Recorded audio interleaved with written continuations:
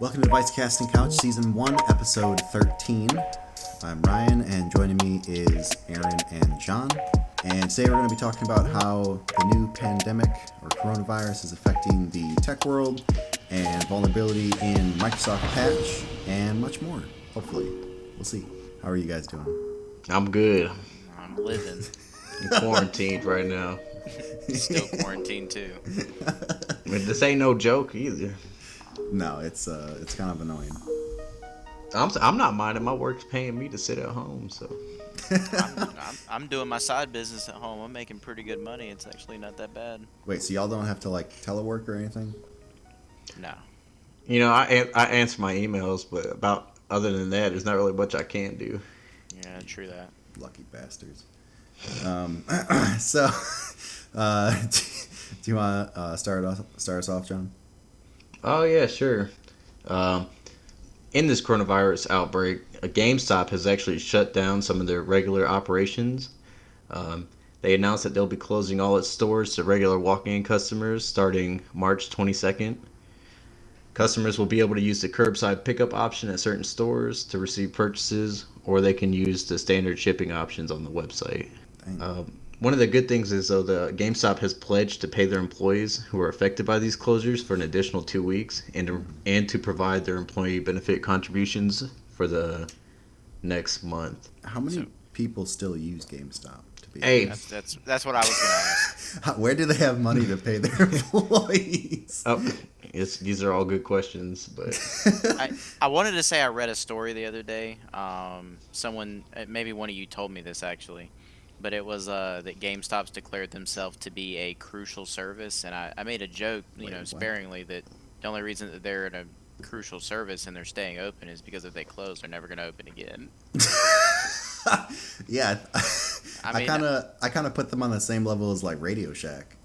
I haven't been in a GameStop in years. Yeah, same. I didn't even know they were still around till I read that story the other day. All I've heard is people complain about GameStop, and I've never heard anything positive. Didn't you see the ma'am meme? Wasn't that in the GameStop? Yeah, that was about the only good thing that came out of that. Yeah, it was hilarious. Yeah. It's ma'am. I mean, that was pretty funny, but still, I don't know how they've survived this long. I don't understand.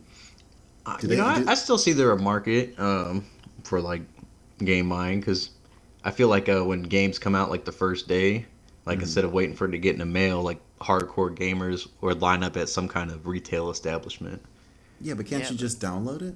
Yeah, I can just download it. Some people like the physical copy and all that shit. Well, plus with the physical copy, here's my issue with it, right? Is that I have an Xbox. Whenever I put the disc in there, it has me download a bunch of crap anyways. Yeah, exactly. So it's why not just download the entire thing? Because it's still taking up half my damn hard drive.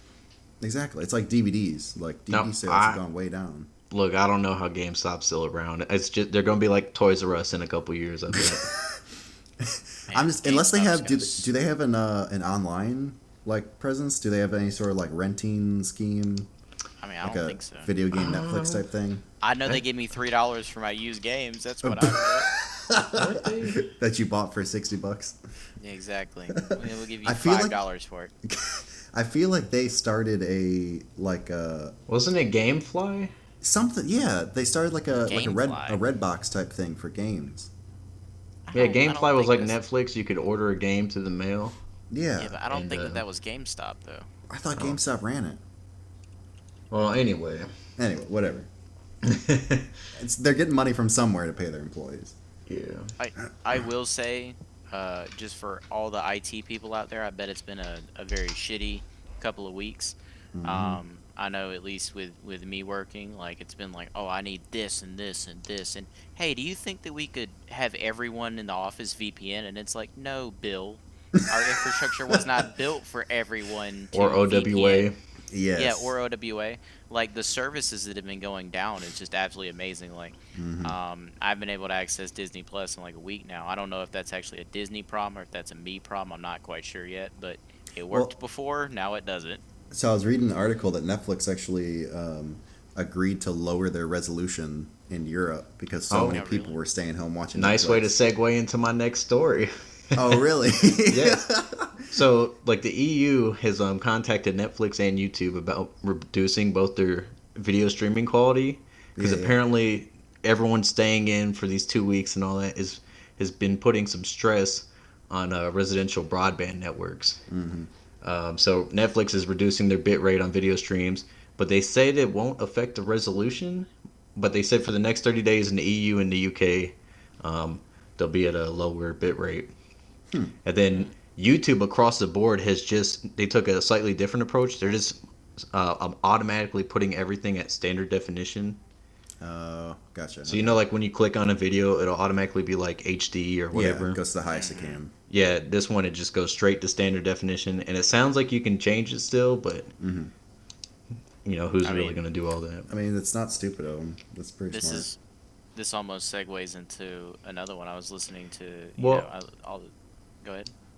I was just gonna, some people have brought concerns about like this story. They're like, is there really this much stress being put up on the infrastructure? Because like BT, the UK based internet provider, was saying this is just fine. We have plenty of room to grow. And even Cloudflare looked at like, yeah, there's some increased usage on the last mile networks, but other than that, like this is nothing unusual. Like rises 10 to 40% happen all the time with stuff like the Olympics and the World Cup and Yeah, stuff like that. yeah, that's true actually. Or like the Super Bowl in America, like Yeah, See, exactly. yeah. this is something like I've been listening to all the CEOs in the stock market and everything. They've been coming out talking about things in the tech giants. Like I was listening to no, they're not a giant, but Zscaler, Salesforce, Verizon came out, AT&T did too, and Cisco, and they're talking like, oh, the networks aren't the problem. It's usually what you have in your business, in your cloud data center, wherever your stuff is. That's usually the problem. They say the infrastructure can handle it. It's the, like you said, the last mile networks that typically end up having issues. Like at your home, is your house really built to have 300 people work off of it? No. Yeah. And most small businesses that I end up working with, they actually have home products in their business, and they're trying to use those to VPN all 80 people in their workforce. Like, yeah, no, it's not happening. Like, you only have a 100 megabit down internet connection.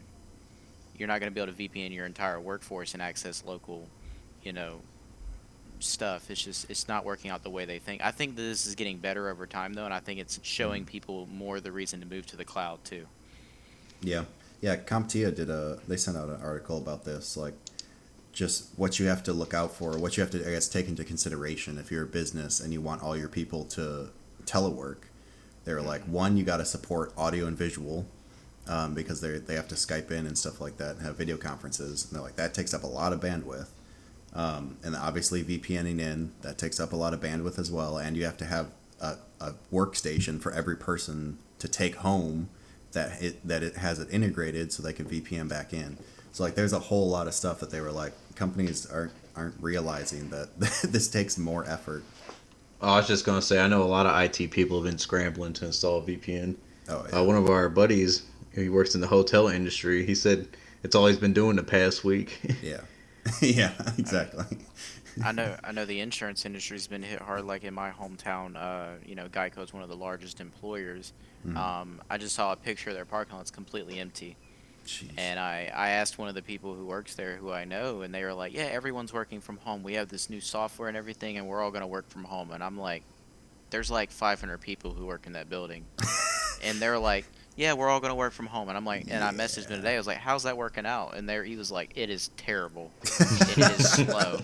And I'm like, well, it's not built for that. So, Yeah, I mean, all exactly. their stuff is located internal to that building. I mean, it is what Yeah. it is. But it's basically like a virtual desktop environment, which, as we all know from working with it, those are absolutely terrible unless you do a Yeah. very good job managing it.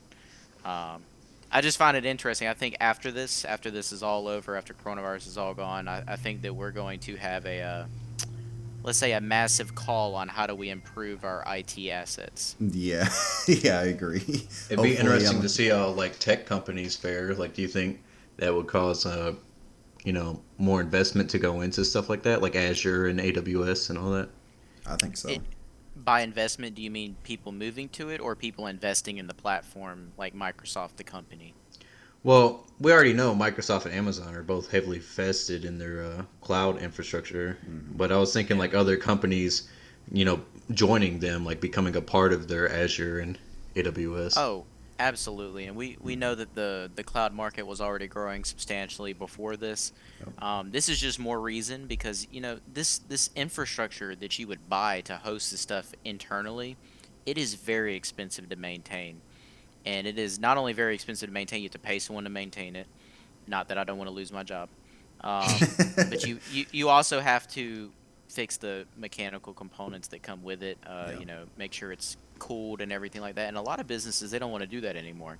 So instead of having their host server in their company, like one of my clients called me this week. They're like, "How do we make this better? My internet is just not good enough in this area."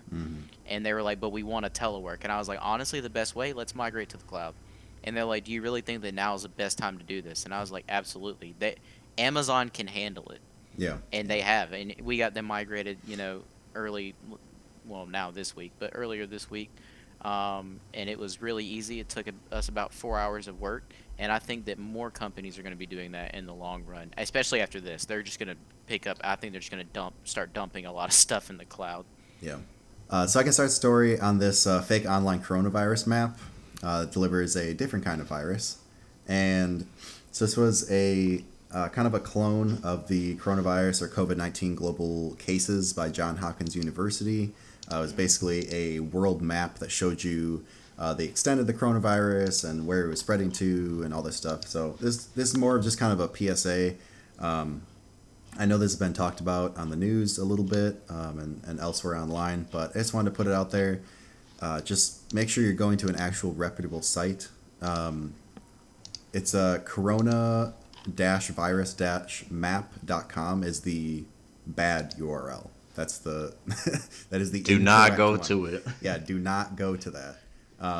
If you go to like the actual Johns Hopkins University like website or whatever, they should have a good link for it. It says nothing about coronavirus in the URL. Just make sure you're going to the to the correct one. But what I also found interesting was the virus that it ends up infecting your computer with is the AZORult virus. And this actually isn't a new virus. It's been around for a while. There's a bunch of screenshots online showing previous attempts to get to spam this out there to customers. It was usually through like spam emails and stuff like that.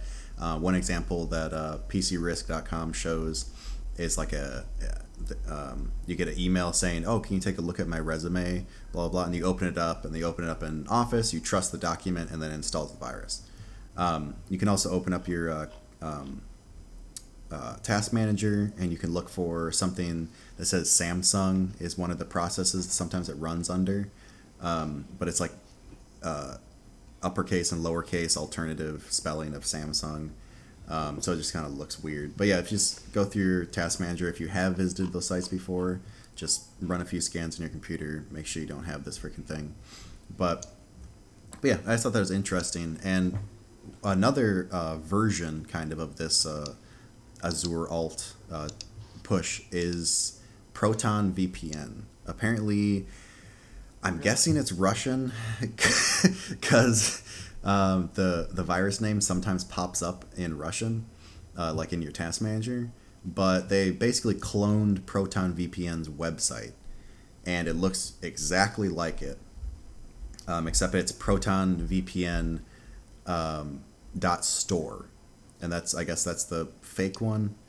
So obviously, just make sure you're actually going to Proton VPN's site. Make sure it's HTTPS and secured and all that. But yeah, so it says the replica's URL address is protonvpn.store, which is not correct. The genuine one is protonvpn.com.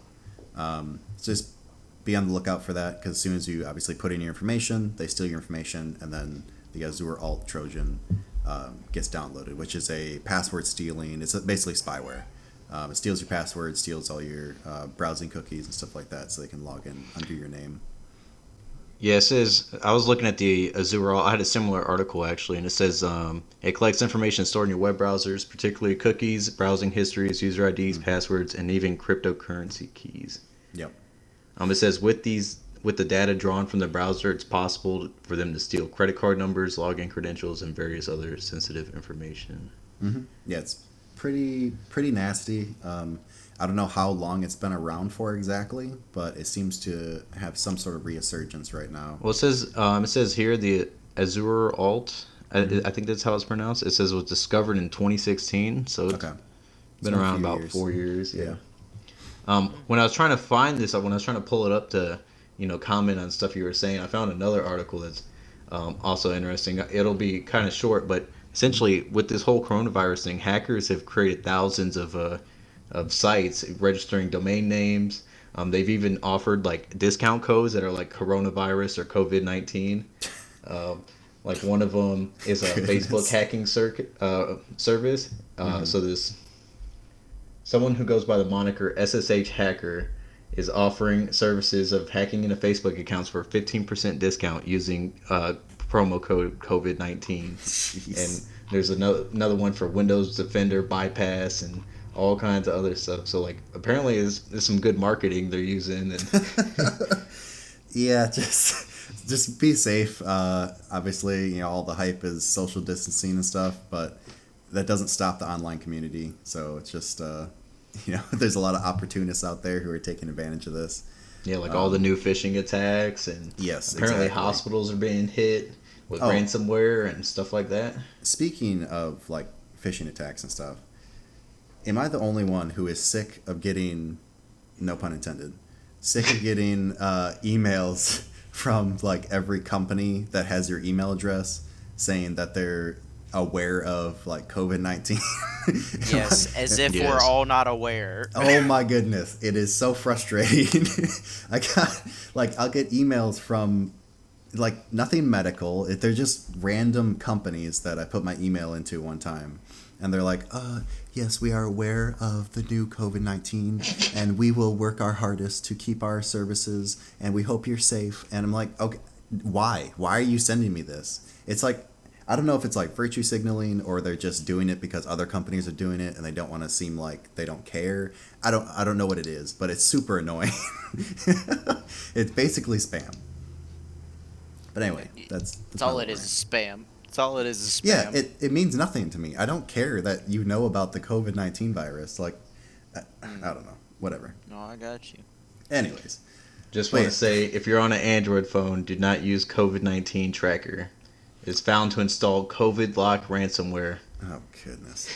which if It you even pay has a $100 in Bitcoin, you can get your phone back.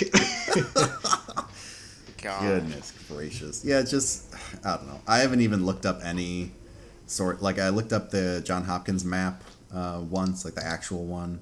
But, like, I don't know. I just try to avoid it as much as possible just because there's so many freaking like hackers and scammers and stuff that are taking advantage of the situation.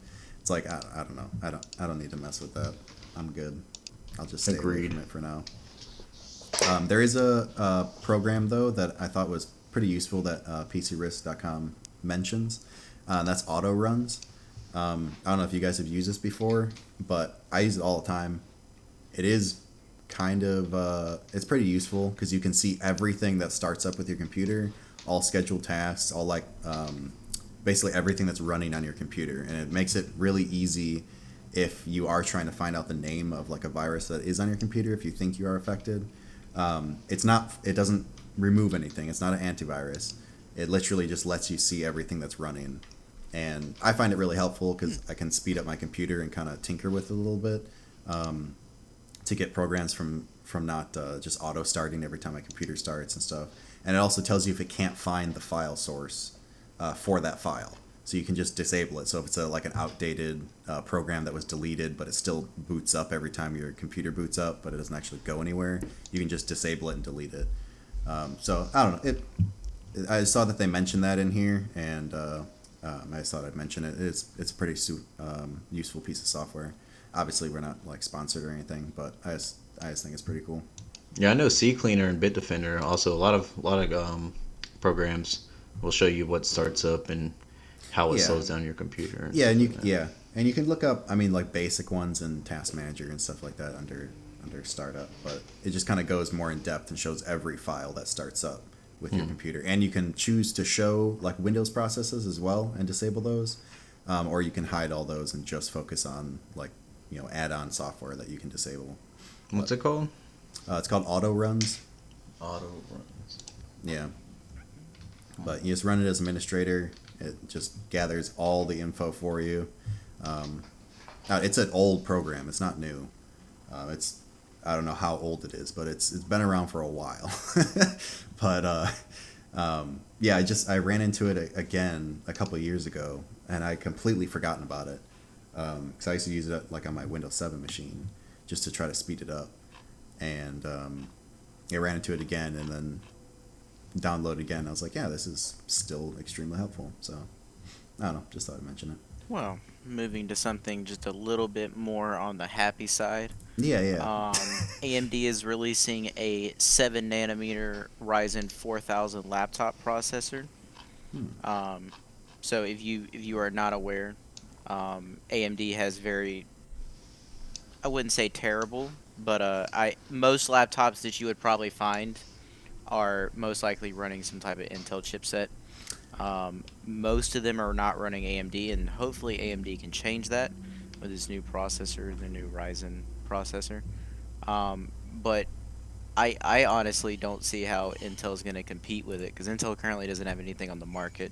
Yeah. I know John knows a lot more about this than I do. I just thought it was amazing. You just got me all excited. I love talking about AMD and Lisa Look, all I know is I was looking at AMD's market share in the laptop industry a couple of days ago, and it is actually pretty terrible.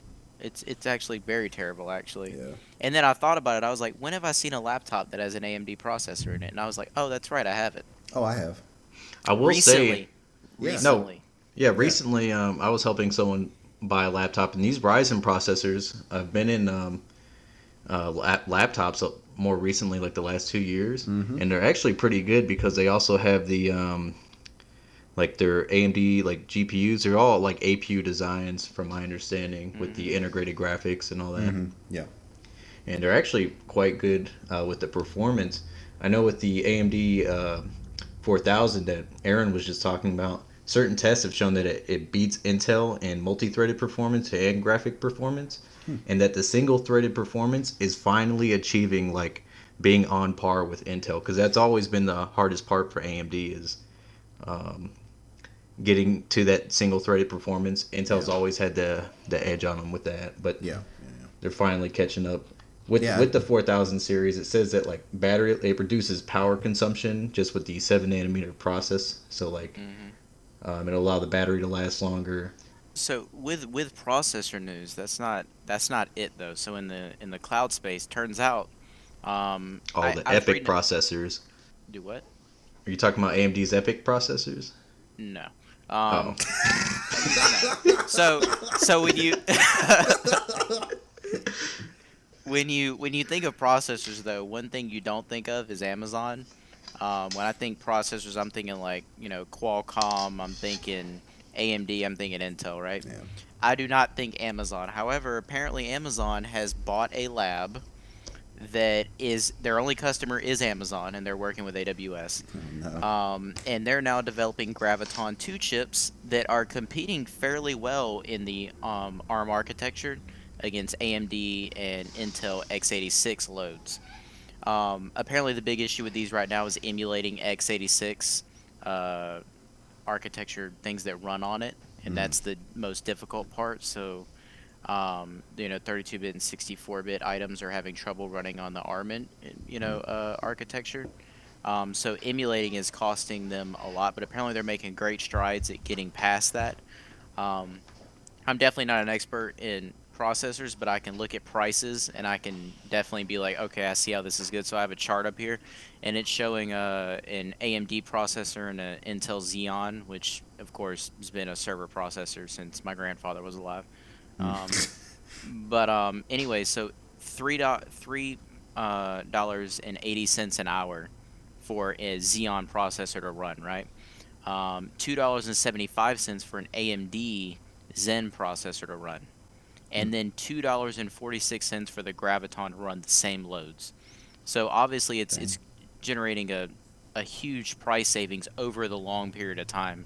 So if we see Amazon swap all of their data centers to their own Graviton processor, if they find a way to emulate the x86 instruction set Yeah. well on an ARM processor, I could foresee, you know, them start developing processors for regular desktop computers and laptops and other things. Now, I don't know the barriers to entry for that. I haven't done too much research into it to be able to speak, you know, too high up there. Maybe John knows a little bit more than I do. But I'm just thinking like this could be something big. Like if Amazon actually figures this out, because I know Qualcomm's been trying to figure this out for years. So is Microsoft with their Surface X. Yeah, I was gonna say, ARM has been run on Windows. I think what Windows 10 is it RT? Yeah, the RT, and then the Surface X actually runs on ARM as well. Like ARM is making great strides. It's already in pretty much every mobile phone out there. Um, Mm. it's in a lot of more other devices. Like a Raspberry Pi uses ARM. Can you explain what ARM is? ARM is an instruction set. Yeah, Okay. it's the instruction set of the processor, So and like you have the x86 instruction set, which is what you're currently running on Yeah. everything right now. Yeah. Yeah. I don't know why yeah, I'm so it's speaking. just an John knows a instruction lot more. set, and like x86 is owned by Intel, so everyone who makes an x86 processor has to get like rights from Intel, and like so that they pay like some kind of royalty, and then they're like, okay, you can use our stuff. The Hmm. interesting thing is the x86 64 was actually developed by AMD. You'll see when you download stuff, it's sometimes it says AMD 64. It's because AMD Hmm. made the 64-bit architecture, and so like Intel actually has to lease that from AMD. It's kind of interesting. But ARM is a different one. It uses the RISC architecture, and it's just a form of in the instruction set for it, and it's just cheaper to license. That's why pretty much all the phones use it. It's not as like costly to develop and stuff like that. Okay. We just throw a lot of acronyms and stuff around. I just want to make sure that we're like explaining everything. Yeah. Otherwise, we can get a little deep. I, I don't know. I brought it up because I foresee the server industry going a little more towards cost effectiveness, not necessarily just huge core capacity. Um, I know when I was doing Bitcoin mining, it was more about like how many cores do you have, whereas I see those graphics though it's a little bit different, but I see servers in general going to how do we raise the clock speed as high as we can go and then lower the cost of running it overall. So they're Yeah. not really concerned about shoving 87 cores onto a chip, it seems. Yeah. Like so far it looks like they're getting more cores and less power, less clock speed, and they're good with that. They're fine with that. But I don't know. It seems that Intel is really losing this battle, especially on the laptop front, the desktop front, the server front. I don't really know what they're doing over there. So I I, mean, I read an article on that, and they were saying that Intel thought that AMD would never, that they wouldn't really have a huge competitor for several years before AMD came out with the Ryzen. Well, they thought wrong. Well, yeah, exactly. But I guess they, and again, I don't know if this is gospel or not, but this is just alleged, that they diverted a lot of their budget towards other like research and development besides CPUs, because they thought we'll just wow. keep on improving our own CPUs.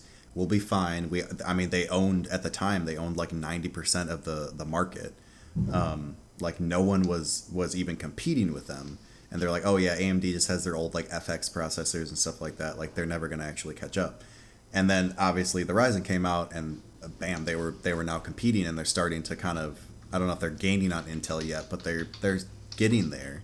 And now Intel's having to scramble to try to push budget into CPUs again, because before they were unchallenged, and now they're losing the battle. I will say AMD has made great leaps and bounds because Oh yeah. the pile drive architecture that was in the FX series, it was absolutely garbage. It wasn't It wasn't that utilized to its full potential, and just because it was weird how the cores shared the different cache Yeah. and everything. But Zen, they rebuilt it from the ground up, and they're just gaining so much more market share because one, they came in with similar performance. Like it was close to Intel. It wasn't exactly the same when they Yeah, first yeah. came out, but it was pretty good. And then the price they were offering at was unbeatable. Mm-hmm. And then you can just see this in like stuff like the Xbox One, the PS4, even the PS5 and the the new Xbox, all have contracts with AMD. AMD is providing chips for all of those consoles. I think they're even in the Switch. Another interesting thing was Apple's starting to have like Radeon graphics in their Macs. Like AMD is just making leaps and bounds, and I don't see anything happening with them. Yeah, I don't see I any do. reason for them to stop either. I do want to correct what I said earlier. I meant to say they're trying to put more cores. They're not really necessarily concerned about clock speed. I just looked it up actually. So Oh the yeah. Xeon model that I was looking at has 24 cores. The AMD model has 32, and the new ARM version has 64 cores in one socket. Jeez. And I mean, I don't know. That is ridiculous.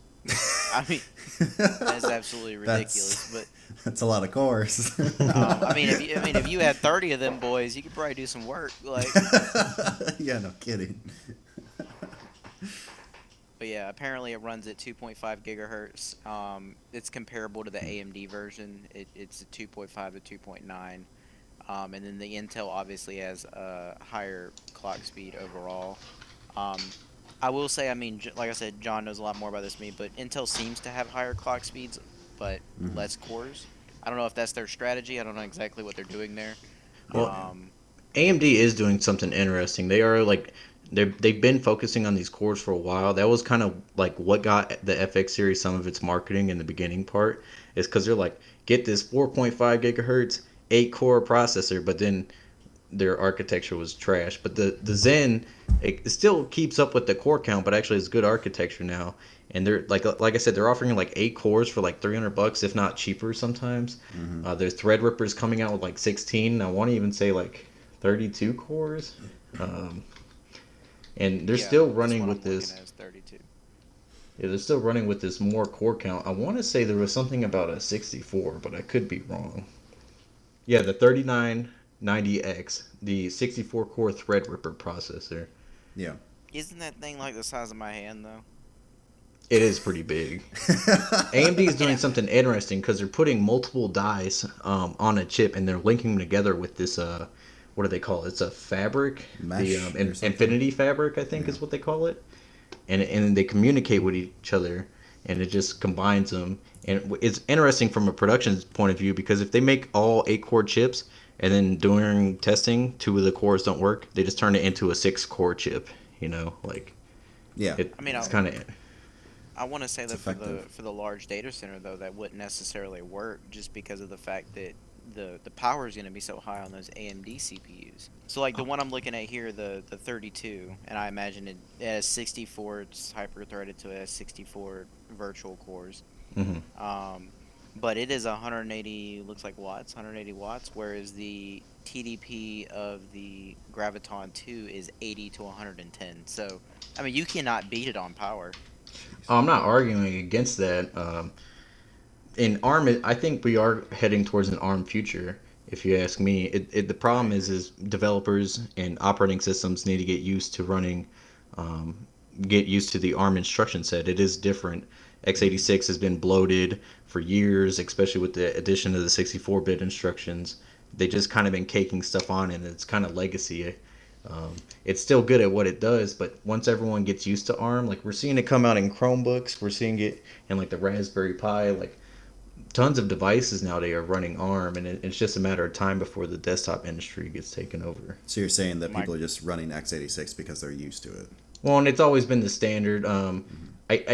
I think once the adoption gets there, like once like all your programs work and all your operating system and all that runs, and there's actual like chips out there designed as like a desktop or laptop replacement. Mm-hmm. Um, for the current processors, I think that's when we'll really start to see it. I think it's similar to like gaming on Linux. Like, it's been Yeah. there, but Yeah. it took time. Like It's Steam had to it's not invest in it and mainstream. make Steam OS Yeah.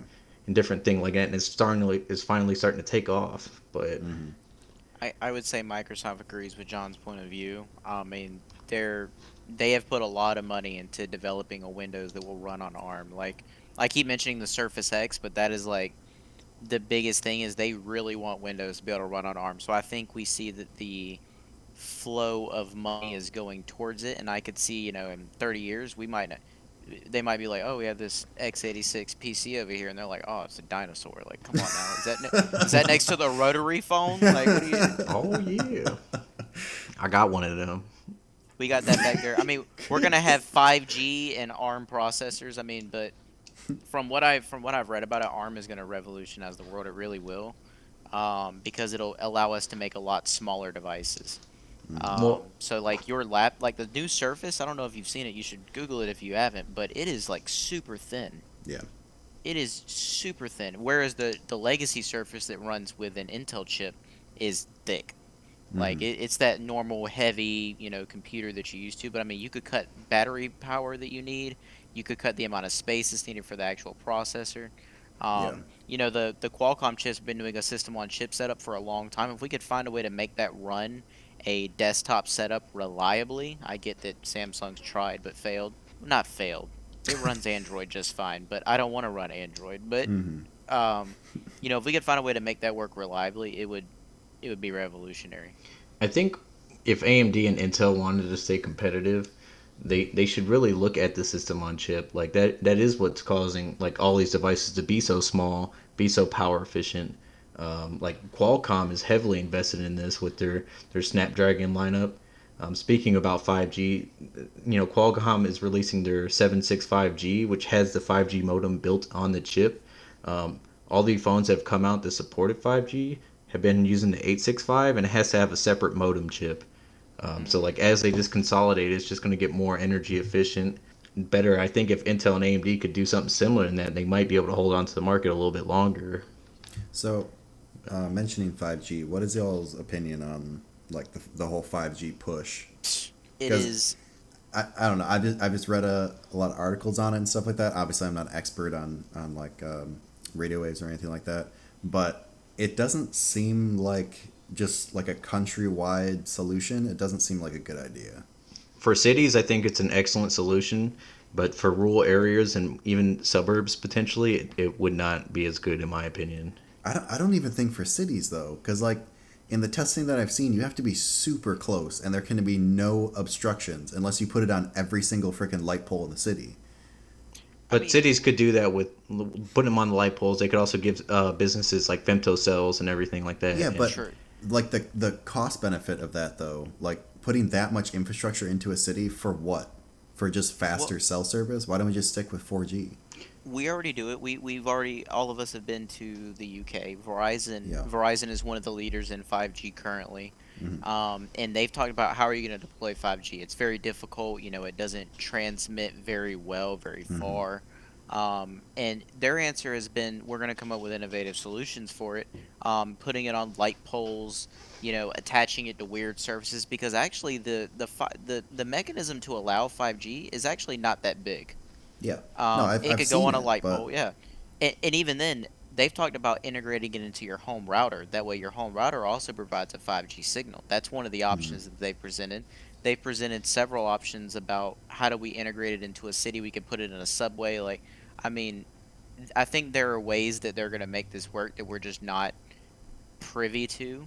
That it's yeah, not out maybe. yet. But I mean, Yeah. look at 4G. When 4G was coming out, everybody was like, "Oh, it'll never work. It'll never well, work. No well, one will yeah. ever be able to get that to work because it's too much." Literally, like if you go back and look at the articles when 4G was coming out, people were like, "It's too expensive. No one's ever going to upgrade their infrastructure. It requires new phone towers and it requires an upgrade to existing phone towers." Guess what? 12 years later, we got 4G up, and I guarantee you, the push for 5G is only bigger. Like businesses want 5G, and No, it people want 5G. it makes sense for like businesses and stuff like that, like especially like hospitals and stuff like that, to be able to get that amount of data that quickly is crucial. I fully support that. I think that's a great idea. But just like putting on every light pole in the city just so like you can load a video faster. I just I don't really see the benefit to it, unless I mean obviously this is me researching it when this first was announced and they were first going to push it, and these were the ideas that they were throwing around. Obviously they're a year down the road or something, someone may come up with a super innovative idea that makes this completely plausible. But just right now, I just like I wouldn't go out and buy a 5G capable phone just to get 5G basically. Well, no, right now it's too early. It's way too early right now. But Mm-hmm. I don't think it's as bad as people are making it. I think it transmits a little bit further than what people are thinking. I think people are conflating their 5G connection at home, their 5 gigahertz connection they have in their house, which is terrible, with Mm-hmm. 5G internet, and thinking, well, my router can't project 5G that far. Because I've had people at work tell me that 5G on their home router is the same 5G that they're going to be getting. And Oh I'm like, no, I think you need to look at a RF a spectrum. Like, manual. yeah, like, Well, or, just Google it, but, it is what it is, but it's not the same thing. And I think we're going to come up with new. I think the market is going to make it happen. It's Okay. going to well, make it happen. one of the things is they're talking about for 5G, just like 4G, it's going to be on a multiple bands. Mm-hmm. And the Hmm. bands really play a crucial step in how this is going to work because they're talking of frequency as low as 600 megahertz all the way up to 3.8 gigahertz. Mm-hmm. And so I don't know if you guys know this, but with frequency 600 megahertz, it'll travel farther, but it can't hold the same speed of Yeah. data Bandwidth, yeah. because it can't hold the same bandwidth. But 3.8, it's super fast, but it can only go short distances. So I think just like 4G, it'll be a mixture of Mm. the 600 and the 3.8. So that way, when you go certain areas, your phone will automatically switch. Okay, that makes more sense. Because like I believe was it San Francisco? I can't remember. One of the like major cities in the U.S. has gone. They've already deployed 5G like on telephone poles, and like around the city. And I can't remember who I was watching on YouTube, but they were testing it. They had a 5G capable phone from Verizon, and they were basically like walking around and seeing what would block the signal and what would how far they had to be away to load like a YouTube video. And it was basically like it was fine if they were within like 20 feet, and then as soon as they like went behind a building, it just dropped down to 4G. So, but that makes sense if they're gonna start like signal hopping or frequency hopping. That would make a lot more sense for this, because then it would basically be the same as 4G except just faster if you're closer. I don't exactly I don't have it in front of me right now, but I know that Verizon was looking for regulatory approval from the FCC for some more bands. I'm pretty sure those got approved. Hmm. But you have to remember that they're trying to deploy a network when all of the regulatory process has not been completed yet. Like, this is something that's new. They have not Yeah, yeah, proven yeah. it yet. I mean, Okay. if someone wants to Google it real quick, they can correct me. I'm pretty sure the FCC did approve it recently. Mm-hmm. All the 5G bands that AT&T, Verizon, Sprint, and T-Mobile were asking for. Yeah. But I mean, around the world, this is happening. So, like, as Yeah. we all know, not everyone in the world uses all the same bands. We all use different ways of doing the same thing. There's multiple ways to skin a cat. Like, we will we will find a way that works best. But then again, when 4G first came out, it was not that great either. Mm-hmm. Like, we all were, young and had phones when 4G was coming out. You never got it. Yeah. Like, I Oh mean, yeah. like I lived in a rural part of Georgia, never had 4G. In fact, I remember when I turned what is it, 15, and I first got my first Android phone that actually Mm-hmm. would say, "Oh, it has 4G." And I'm like, "Oh, this is awesome." I had 4G, walked in my house, 4G's gone. Sounds about right. That was on T-Mobile. That's why Yep. I have a disdain for T-Mobile to this day. I hate T-Mobile Hey, don't be because hating on them, man. it was terrible, man. I could never get reliable 4G. I don't know what's going on, but like, I'm sure T-Mobile's gotten better though. I'm not blaming them Oh, because they're they couldn't get great, No. 4G. if you ask Like, me. uh, Well, where I live, no. John may have a but different opinion, but I mean, where I live, obviously not. I can't. Literally close the door to my house, 4G's gone. No idea why. But I mean, it's the same thing you're talking about. Like, they'll figure out a way to fix this. Obviously, I said the market is going to fix this. People want faster speeds. People want more stuff, and people are also saying that 5G could end up being so fast you may not need home internet. You may just be able to pop a little, wireless or a LTE modem or a hmm. 5G modem in your house, and it'll provide you home internet too. I I mean, mean, if that's cheaper, I'll go for it. imagine it. Imagine if they put 5G where I am right now. I think my speeds cap out at around 60 megabits per second. They put a Hmm. 5G tower right next to us. Like, that's going to be amazing. Like, Well, Hmm. it's interesting. Aaron did bring up the FCC, and all the bands they own, and that's been a huge problem. Is the military owns a ton of the frequency, like airspace, and these companies are like, we're being restricted. That's why like 2.4 gigahertz, everything runs on it. It's called an ISM band. So your router, cordless phones, microwave ovens. There's just it's getting so like congested, and there's so much interference just from other things. They're trying to do the same thing. They're trying to be like, hey, FCC, we need more space to develop these new and innovative technologies. No, it makes sense because I mean 2.4 has been used for a while. And, Everything runs on it. Baby monitors, any Internet of Thing device, any IoT device runs on 2.4. Bluetooth. Yeah, I mean that's why like your wireless speaker, when you turn on your microwave, it starts to fuzz or something like that. Like everything runs on 2.4, so it's gonna interfere.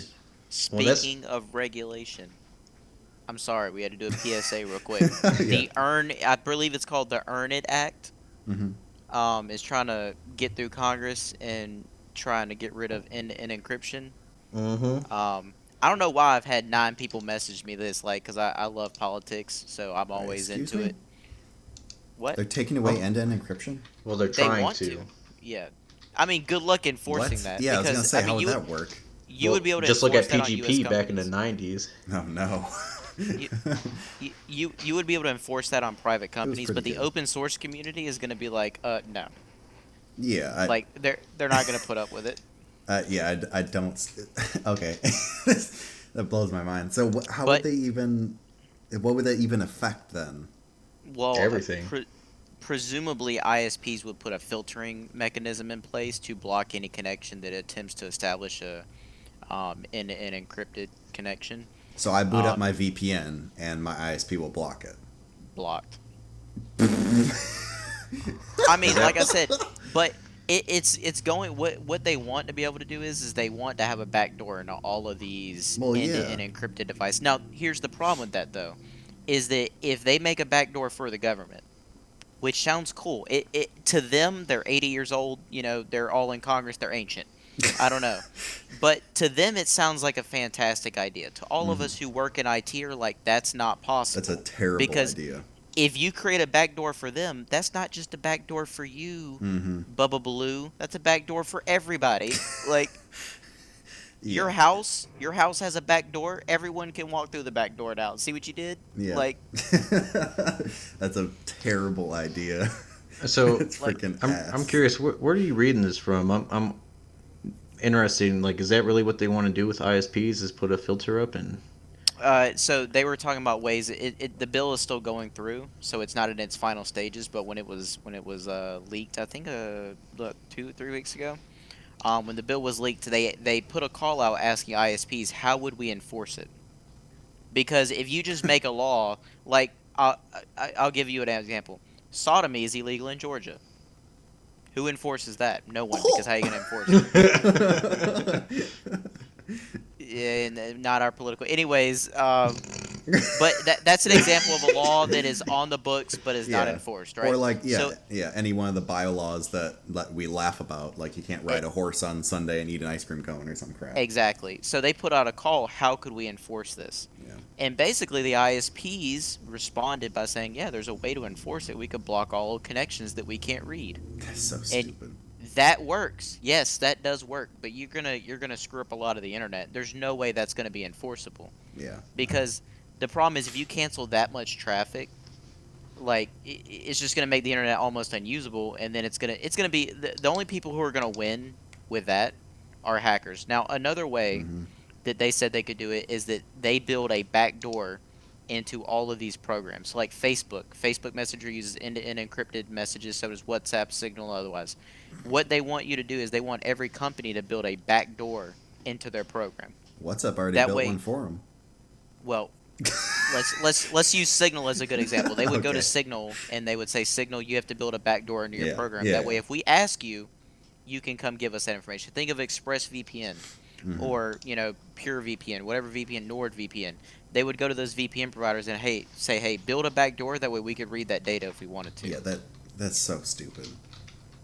There's no way it would happen either. No, and I brought this up before as well, because there were a lot of law enforcement agencies and stuff that were talked to about like everyone's using VPN now, everyone's using secure networks. Like we have to. They're talking about like CCTV as well, and that like, oh, we need more CCTV for facial recognition like China does, because it would just help us so much. We still catch criminals, and they still get caught, regardless of what they're using. So taking that away from everyone on the internet, like in this example, end-to-end encryption, that doesn't help law enforcement. That doesn't help anyone. Like, they're still going to get caught. Just find a different way to do it. And they are. They always find a different way to catch people. Like, it's not like criminals are just running free because they used a VPN at home. Like, that's not a thing.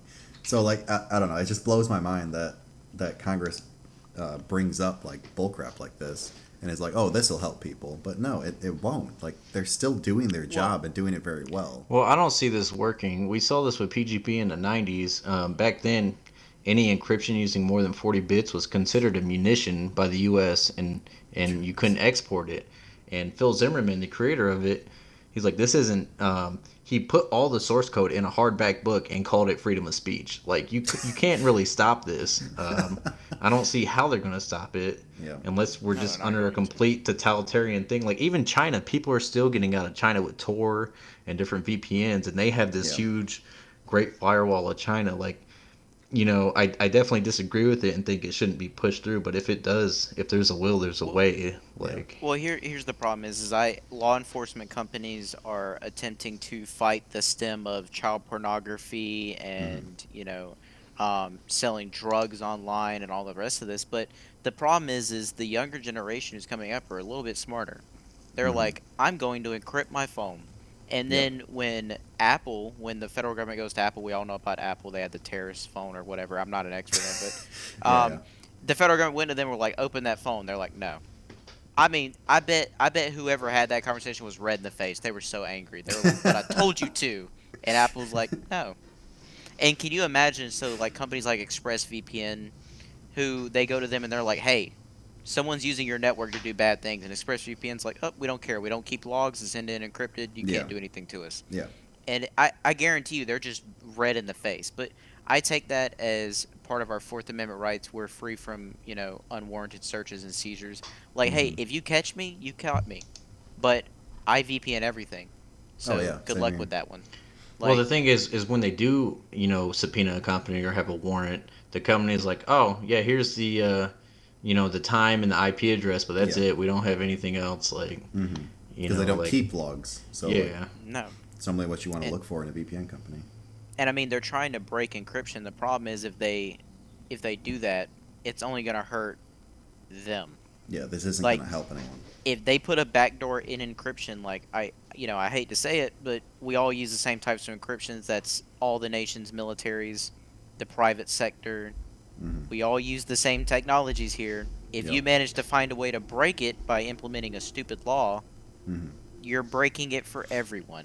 Well, just think about what encryption has allowed us to do. It's allowed us to do secure online communication, so shopping, taxes, even medical stuff, like certain medical things you can just do online. Protecting your basic information. Who is it? Estonia? I think they have PKI, and you can vote online. Yeah, you can vote online. Like just different stuff like that. And if they put a back door into it, all that's going out the window. You're back to paper ballots, back to having to go to the bank for all your finances, all that stuff. Yeah, I feel like this would just start a snowball effect, and it would not be pretty.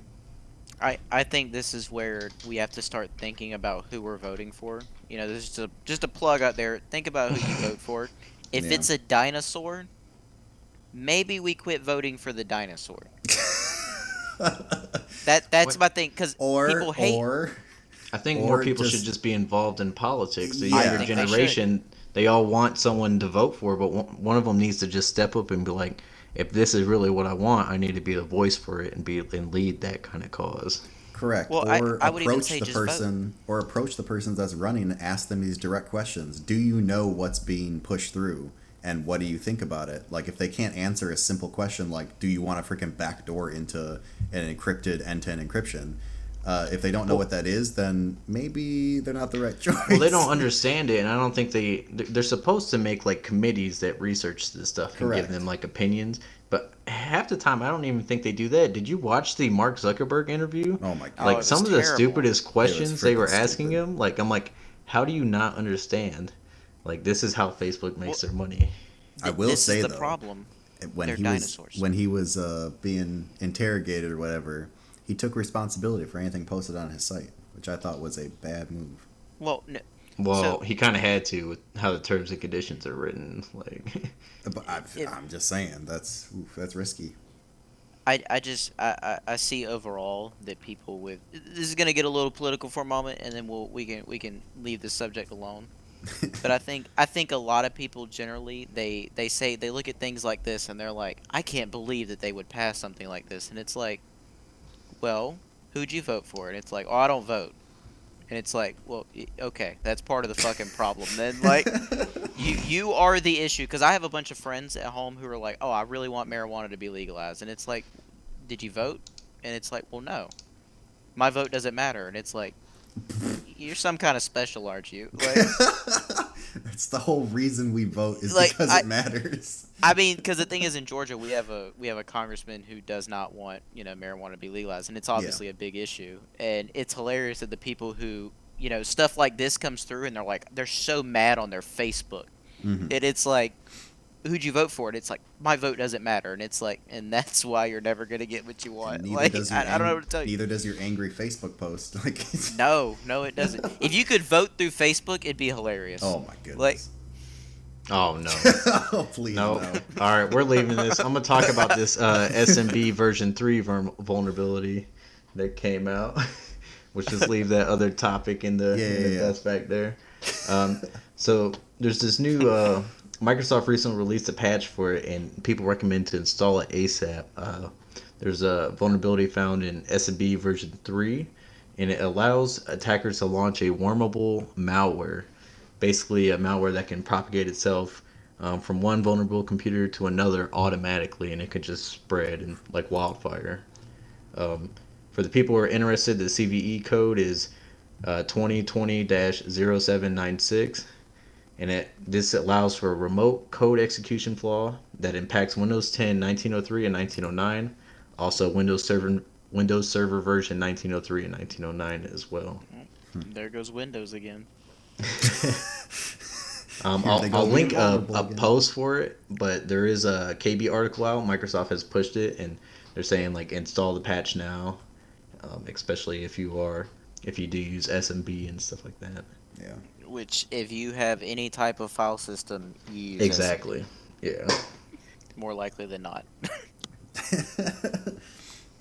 Well, I think it's a good way to end it there. With a little non-political, happy. Go patch your computers. So. I mean, it was true. Shh. We got Aaron back. Now we're starting arguments. Oh my goodness! All right, well, we'll maybe continue this in the next episode, but we're gonna end this one here. Okay, bye.